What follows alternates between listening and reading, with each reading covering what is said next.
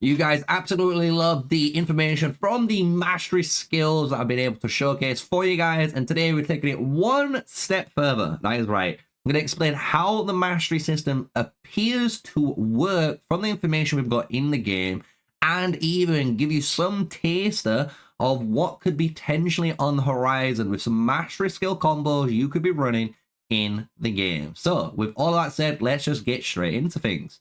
So, as you guys know, the hero skill switcher screen is going to look something like this. We've got a screenshot of from the original announcement board back that got maybe a posted a couple of days ago, maybe. But as you can see, you potentially might be able to replace multiple skills with obviously the mastery skills you unlock, right? Which is really funky because it means you could potentially change 2-3 skills if you really wanted to on a hero and make it completely crazy. It depends on what you want to do, right? However, when we go into the actual game now and the way the mastery skill system is going to work, the new season introduction tells us quite a lot, and you do get known or notice of this when you get access to the Brink of War, right? So the season feature of the mastery skills, you're able to learn mastery skills from other heroes, and the way you're able to do this is through the protector quests. So your heroes will issue 3 protector quests each day, and by completing them, you will earn stone testaments. And these are symbols of your hero's trust. Only by joining together and fighting shoulder to shoulder, you can protect the stone of peace. So what this is basically telling us is every day you're going to get 3 daily quests you need to complete, because they're going to give you the testament currency you're going to need to unlock the mastery skills that you're going to want for your characters, right? Now it goes one step further because there's these mastery monoliths. So at the start of the season, or as the season progresses, shall I say, players gain up to 5 mastery monoliths, which can be used to activate the mastery skills. You use stone testaments to unlock the random mastery skills to activate them on monoliths to expand your hero's repertoire. So what this means, and if you read it carefully, it does explain how this system is going to work. You're going to be using those quests and getting those stone testaments, going to this mastery monolith store or wherever this area is going to be, and you're going to be spending that currency to unlock at random one of the skills that is going to be showcased in a moment when we go over some of these, abilities that we're going to get.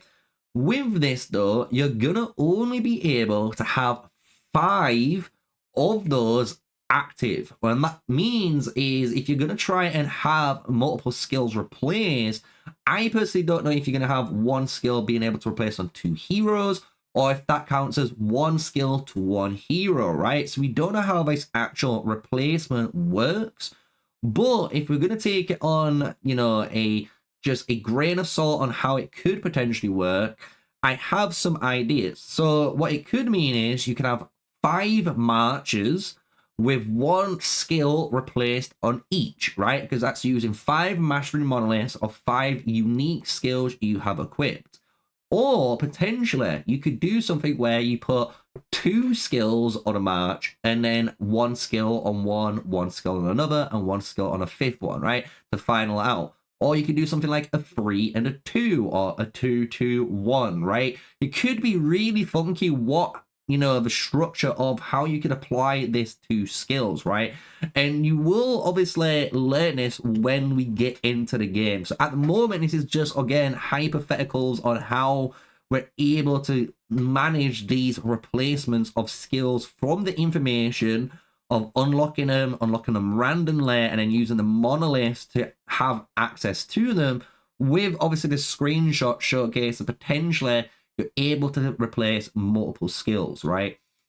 So what we're going to do now is make it a little bit more fun and talk about some of the skills, right? So I'm not going to go super in-depth on every single one, but again, if you want to check it out, and maybe if you want me to put this on my Discord, let me know. This is my infographic I made of all the skills, right?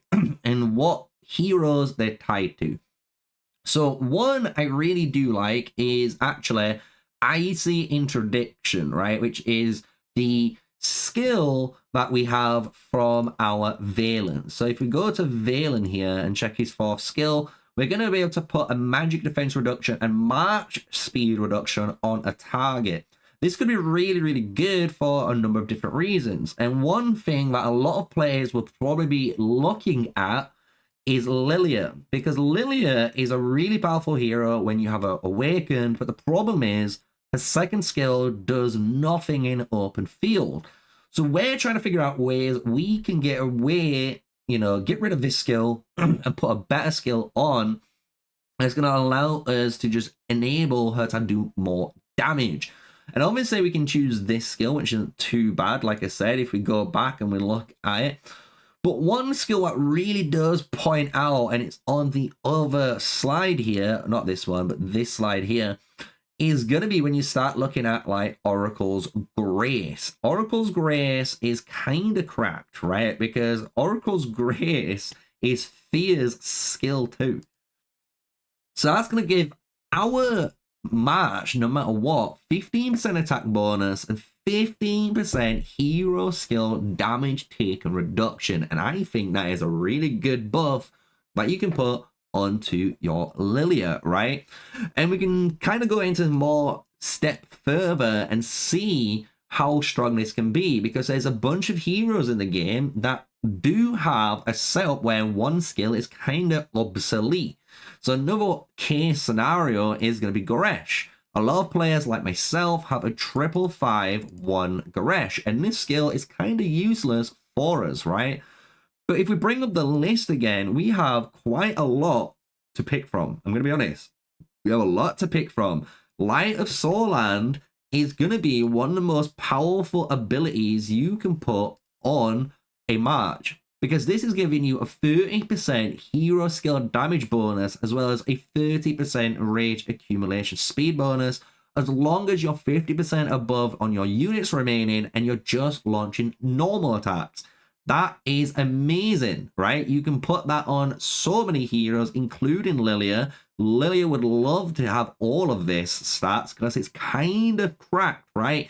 That you're able to spread across cavalry skills potentially with mage heroes. So this is kind of where we're going into some dicey territory where I'm leaking potentially some broken combos I didn't want to leak, but this is one of them where you're able to put this on marches, even like Goresh, because Goresh would love to have this skill up more often, and obviously getting 30% more damage on this skill, the damage factor isn't too bad either. It's a nice one you can put on. You can obviously change that with Madeline's. Madeline's going to give him 15% HP bonus and 15% more counter attack damage bonus as a passive skill. And our Goresh already has a bunch of counter attack damage bonus already. So we're increasing that by just replacing one skill. Now we're looking at Magrat. Now we're looking at Syndron. We're looking at Nico. There's a number of heroes on here where they have a peacekeeping or engineering skill. And now you can actually potentially break them and break quite a lot of the meta with, depending on, you know, what skills you're going to put on what heroes.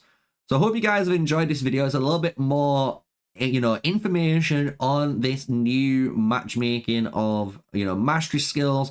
Just to kind of summarize it one more time for everyone as a TLDR for the video.